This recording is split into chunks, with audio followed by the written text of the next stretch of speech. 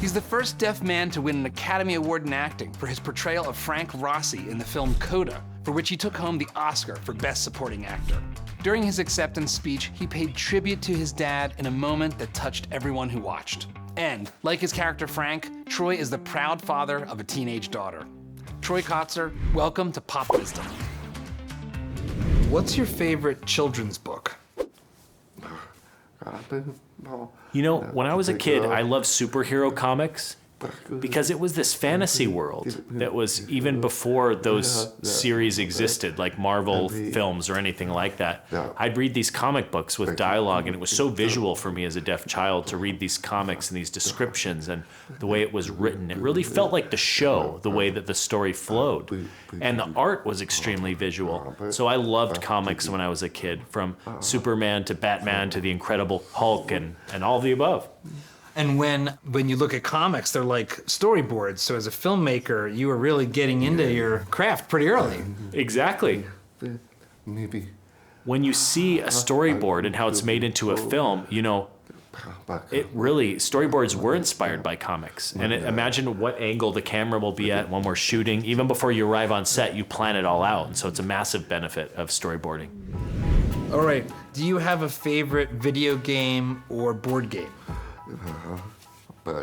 Well, I try and balance them out. Of course, video games are very visual and imaginative, and you go into a different world.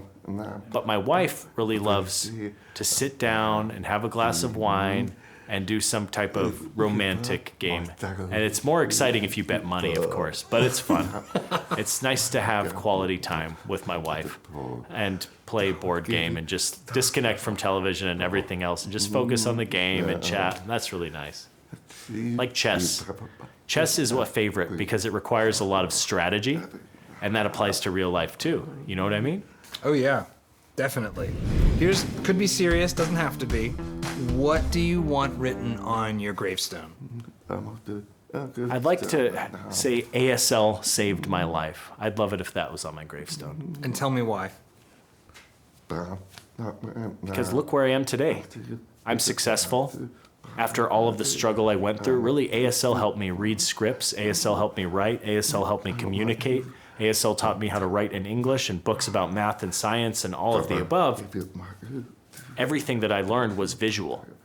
And sign language is equal to what hearing people listen to with language. And so I won an Oscar because of how I approached certain situations. And that was because the language of ASL helped me. Imagine where I'd be without ASL. I probably wouldn't have even been able to go into show business or act, because it's so important, because it's a medium where I can communicate, a platform. ASL has helped me be a better creative and a storyteller and improv, and all of these resources are quite amazing. They've helped improve my life. The only problem is how the outside world perceives it and not giving us enough access, which is what deaf people are always fighting for and what we've been missing. But with ASL, I feel like I'm free. And freedom in education, freedom of choice. I just simply can't hear. And ASL is truly amazing. It's something that should be cherished. And I really encourage people not to neglect ASL. What's your favorite dish to cook?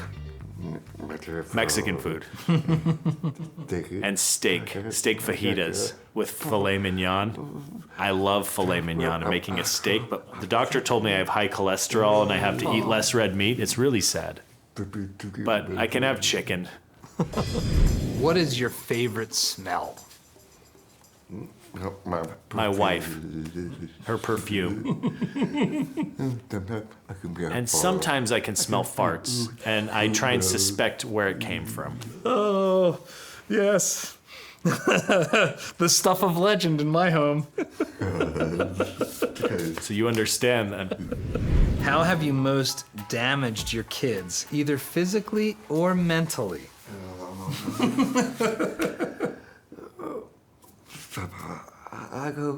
Sometimes I don't know that her friends show up, so I might fart. And I don't know her friends are around. And she'll say, "Dad!" And I'm like, "I didn't know your friends were here." And then another time, I saw my daughter and she was holding her phone. And so I was like, whatever. I went ahead and farted. She goes, "Dad, I'm on the phone!" I was like, oh no, look, how am I supposed to know you're on the phone? I can't hear you. I can't hear you talk on the phone. Remember back then we had the landlines with the cord? And when I saw someone talking, I wouldn't fart. And now I can't tell if she's talking on the phone or texting. I wasn't sure. So it happened. And that, I think, embarrassed my daughter the most. All right, moving on. What's the most valuable thing you've learned from your children, from your daughter? I learned a lot socializing with her friends. Sometimes she asks me just to be aware not to embarrass her because she's afraid to lose friends. And so I really hold it in. Really, I have to hold it in. I say, I understand. They're her friends. I need to give her time. Sometimes I don't meet her friends until 2 or 3 weeks later. I don't want to jinx it. You know what I mean? I just want to make sure my daughter feels comfortable, and then she can introduce me to her friends. And maybe I could ruin her date, or they might figure out I'm deaf. I have to code switch and be very careful with my approach to make my daughter happy, to give her time to be comfortable. And that's been what I've learned, is how to adapt. And now she's had a boyfriend for more than 2.5 years, and her boyfriend's a cool guy, and he's learned sign, and it really takes time. And so my journey is really to make sure my daughter feels comfortable. And I can't read her mind or predict what her friends' reactions are. It really depends on their backgrounds. If they've never met a deaf person before, it might frighten them. And then she might lose friends. That does happen sometimes with CODAs out there. And I have some friends, and I've heard a lot of stories. So anyhow, that's my challenge, to learn from her. What's the most dangerous thing you've ever let your kid do? Drive my car. And the first time I let her kayak on her own. And snow skiing. She did have an accident snow skiing, go down on her own, and she had never experienced that, so I had to chase her down the mountain, and I was so relieved, but it was a really scary experience. I didn't want to see her hurt, know what I mean? Letting our kids drive for the first time is very scary. Oh, absolutely. She was a bit too young, and I understood when my father taught me driving at 16 and how he must have felt and how crazy I must have made him. Now watching my daughter, I was like, watch out, and I had flashbacks to my dad, and I could understand why he was so nervous. What's the most dangerous thing you ever did as a child? When I was a child, I carried a gun hunting with my family, and we were hunting birds. And looking back, I was like, wow, that's pretty dangerous. And I'm really glad that we were all safe. My dad was a cop, and so he made sure to teach us all gun safety. Yeah, of course, safety is extremely important, and make sure that there's no bullets in it, wherever you go. And to communicate with each other and keep an eye on each other and never point a gun at another person. Always hold it down at the ground. I was only about 10 or 11 at that time, and so it's one of the most dangerous things I've probably done. Do you have a favorite dad joke? You know, the kind of jokes that are sort of cheesy and make the kids cringe? Yes. My dad would like to tease us with, he had a dental implant, and he would pull his tooth out and try and scare kids. So if we were camping, he'd come through the tent, kind of like The Shining, and he'd be like, Dad is here, and he'd take the dental implant out. And it was like, I hoped he wouldn't embarrass me in front of my date and not behave that way, but that was one thing that annoyed me about my dad. But it's a really great memory. What challenges your patience the most, and how do you overcome it? For people who don't know sign language or deaf culture, because I've been so patient with hearing people my whole life, and now I'm asking, can hearing people be patient with us deaf people? Yeah, I can understand that. Well, it's like you speak a different language, but you're embedded in a sense, almost like a foreign country, right? Exactly. That's how I feel. I don't feel deaf. I just communicate in a different language, but people look at me and think about the limitations. They should just look at it as a language difference. That's it. And with language, you have a culture as well. Does that make sense? Oh yeah, definitely. When you competed against your dad, did he let you win or did you have to earn it? We played racquetball, and he played much better than me. But at golf, he was always much better than me. I was only 12. It wasn't fair. I was young. I was still awkward out there, and he'd beat me quite a bit. But it was good that he taught me frustration, and I'd try and be competitive in how to beat him, but I actually never beat him. We played cards. We'd play poker. And with my uncles, we'd all play poker, and I'd win, and they'd say, "It's too good to be true. The deaf guy won. How the hell did the deaf guy win?" I go, you know. So it was really fun. I did have my moments. That's great.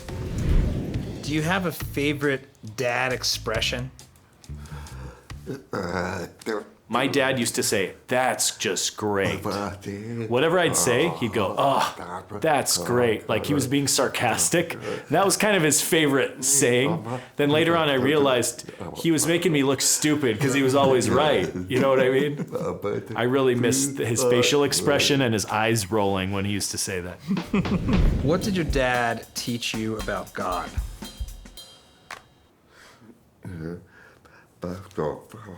My dad was trying to figure out how I could learn about God. He was looking for a good place where I could have access, and it had sign language and that provided classes. And so he found one. And that's where he hoped I would learn about God, where I had access. So I went along with it, and through the years I saw my dad in church actually giving a sermon one day, and obviously he knew a lot about God. So it was just that we started to connect from time to time until his accident, and then I learned so much about God, and priests showed up, and prayers, and everything that I saw through that tragedy. Everyone became involved, and then my father was still alive after his accident, and it was an amazing experience and journey for me. Even today, my wife and I, we still talk about that. You know, we talk about the Bible from time to time, and it's really good to learn and feel good and feel inspired and remind ourselves about the beauty of life and that we live on this planet Earth. And when you're born, you know, what are the gifts that God gives you? We have the planet. The planet Earth is a gift, and you have so many experiences on this planet, and so we're here. If you could relive one memory with your dad, which day would it be, and what would it be? Father's Day. Because he really deserved a celebration with his family. He always did what was best for us. Like, so I'd pay for him to go golfing on Father's Day. And in that moment on the golf course, we'd be there for 4 to 5 hours, and those were the best days to play golf. And before he was in a car accident, and I remember the last day he played golf, I will always remember that day. And I'd say, "Hey, I wish that we could play golf one more time, once a year." After his accident, he would always, sometimes we'd play video games, and he could play golf as a video game, and I'd go with my dad after his accident, and we'd have fun doing that. And that was nice. So there were moments, it wouldn't matter how, what, or when, it was just that we had quality time together. Last question. What does masculinity mean to you? How do you define masculinity? Just be yourself. That's it. Just be a good role model for the kids, and be a leader. Make your kids proud of you.